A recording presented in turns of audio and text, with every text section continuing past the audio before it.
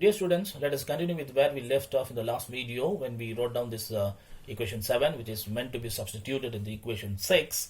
So it goes like this. So I had said in the last video A and D are adiabatic, and I had written down the adiabatic equation at the point A alone here, right? Point D we'll write it later. So at the point A also we are concentrating on the isothermal equation, because that is the point where isothermal is also leading on towards B. So I have written down isothermal equation from which P1 was actually eliminated. Now this P1 is to be substituted there because both are happening at the same point. So we shall substitute one into other. So therefore, if you substitute 7 in 6, so let me write it down. R T1 by V1 into V power gamma is equal to K. Hope you'll understand this. So I have simply substituted the equation 7 in the equation 6. Further, what are we going to do here is I'm going to retain T1 V power gamma here, and so remember this is also V1, and there is a small change here. The V1 here, V1 is here on the denominator, and if you take it to the numerator, it would simply become V1 power minus 1. You can write it together like this. So V1 power gamma minus 1. This V1 has gone up as a result. So I would simply write here K divided by R. Right. So this is what we have got, and I would simply square up this, and I would call this as equation 8. Remember this equation. The same way, let us now, like we have written two adiabatic equations, one at the point A, other point D in the last video.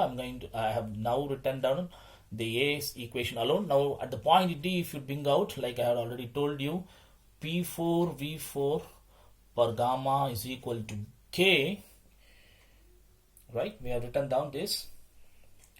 Same way, we can make a substitution by writing down the isothermal equation here. Isothermal equation.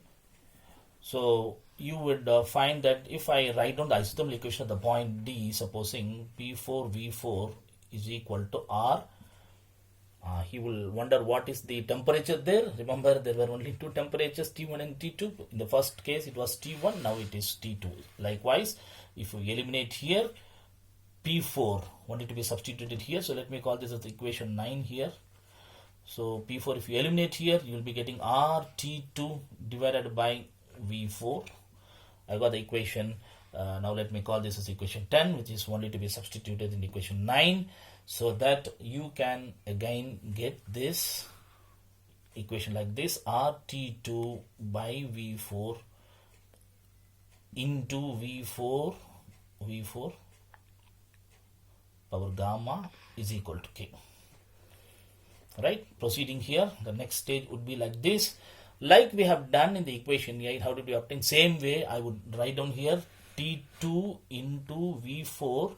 There is a gamma over here, remember, and there is also V4 down here. So this is going to become gamma minus 1. Then it will become K divided by R. This is an important, again another important equation for us, and I call this equation 11. Now just take a look at equation 8 and 11. Remember, we started off saying, after we calculated the net work done, we said the point A and point D are the curve are same adiabatic. They are in the same adiabatic curve. They are supposed to be equal. Then we wrote down the adiabatic equation here at the point A, and similarly we also brought down the adiabatic equation at the point D. Right? And we have made little alteration. From the adiabatic equation at A, I got equation 8, and from the adiabatic equation at D, I got equation 11. Look at 8 and 11, they appear similar on the right side. So therefore, I would write down an equation here which would go like this: T1 V1 gamma minus 1 is equal to K by R. This is also K by R. So I would simply say 8 and 8, equation 8 is equal to equation 11. So this would get you this equation T2 1. So remember this equation. We'll continue in our next video what happens next.